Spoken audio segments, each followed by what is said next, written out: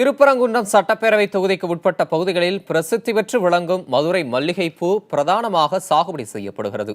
மல்லிகைப்பூ நன்றாக விளைந்தாலும் உரிய விலை இல்லாததால் வாடிடும் விவசாயிகள் தங்கள் நீண்டகால கோரிக்கையான மல்லிகை நறுமண திரவியம் தயாரிக்கும் தொழிற்சாலை திருப்பரங்குன்றம் தொகுதியில் நிறுவப்படுமா என வேட்பாளர்களை நோக்கி கோரிக்கை விடுக்கின்றனர்.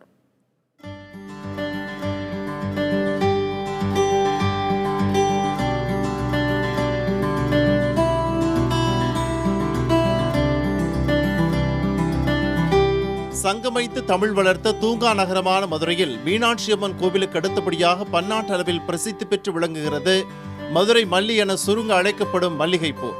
மாட்டுத்தாவணி மலர்ச்சந்தையை நறுமணம் பொங்க அலங்கரிக்கும் மல்லிகைப்பூ இடைத்தேர்தலை எதிர்கொள்ளும் திருப்பரங்குன்றம் தொகுதிக்கு உட்பட்ட தென்பழஞ்சி, சாக்கிலிப்பட்டி, புளியங்குளம், தனக்கன்குளம், நாகமலை, புதுக்கோட்டை உள்ளிட்ட பகுதிகளில் பெருமளவில் சாகுபடி செய்யப்படுகிறது.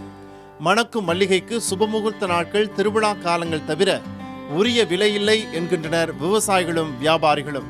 கல்யாண முகூர்த்த டயத்தில் விலைவாசி நல்லா கிடைக்குது. அப்படியே டயத்தில் நல்ல கல்யாண முகூர்த்தம் மற்ற இதுகளில் கிடைச்சவருக்கு அந்த பூ விவசாயிக்கு பாதிக்கப்படுது.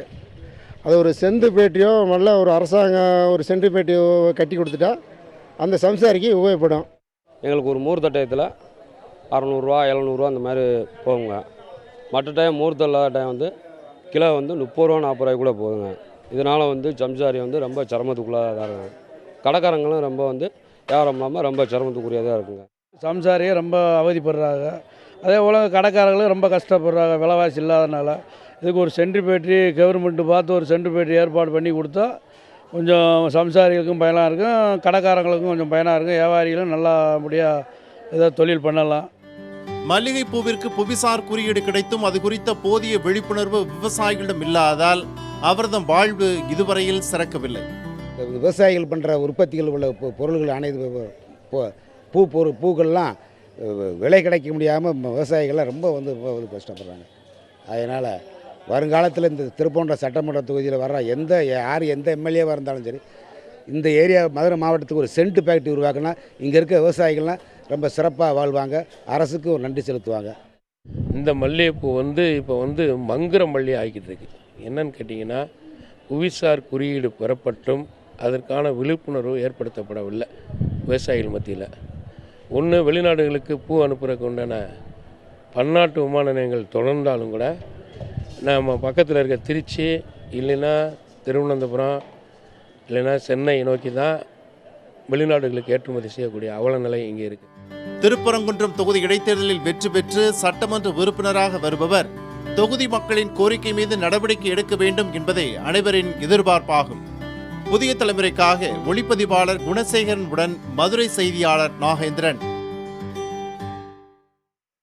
மதுரை மல்லிகை பூவின் விற்பனை தடுமாற்றத்துடன் நகர்வதாகவும் உரிய விற்பனை விலை கிடைக்கவில்லை என்றும் விவசாயிகள் வேதனை தெரிவித்துள்ளனர்.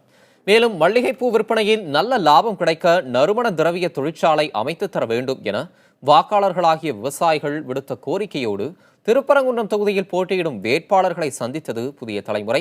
அதற்கு அவர்கள் அளித்த வாக்குறுதிகளை இப்போது பார்க்கலாம். மதுரை மல்லிகைக்கு எப்படி இட்லிக்கு பெயர் போனதோ அது மாதிரி மல்லிக்கு பெயர் போனது. அப்போ அது ஸ்டோர் பண்ணக்கூடிய அளவுக்கு ஒரு கோடவுன், ஒரு ஃபேக்ட்ரி, இந்த மாதிரி ஃபேக்ட்ரி உருவாக்கி வேலைவாய்ப்பை உருவாக்கி கொடுத்துருந்தா நிச்சயம் நம்ம மக்கள் இலவசத்துக்காக காத்திருக்க வேண்டிய அவசியமே கிடையாது. நம்மளே சொந்தமாக சம்பாரித்து நம்ம நினச்ச மிக்சி கிரைண்டரை வாங்கிக்கிற போகிறோம். எல்லாம் சொன்னாங்க பூக்கிடங்கள் அமைச்சு கொடுப்போம், பூக்கள் விவசாயம் அதிகமாக இருக்காங்க, அதை கண்டிப்பாக அதுக்கும் பாடுபடுவேன். பன்னாட்டு விமான நிலையத்தை உருவாக்கும் சொல்லிட்டு இருக்காங்க, உருவாக்கலை, அதுக்கும் பாடுபடுவேன். மல்லிகைப்பூ விவசாயம் பெரிய அளவில் இருக்கிறது. அந்த மல்லிகைப்பூ முன்னாலெல்லாம் வெளிநாடுகளுக்கு இங்கேருந்து ஏற்றுமதி ஆனது.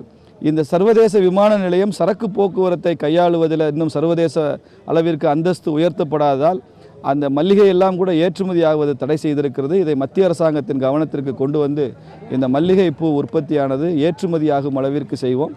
நாங்கள் ஒரு அரசே கொள்முதல் அவர்களுக்கு உரிய தொகையை கொடுத்து கொள்முதல் செய்தும் அவர்களுக்கு ஒரு நறுமண தொழிற்சாலை அமைத்திடவும் நாங்கள் பெரிதும் பாடுபடுவோம்.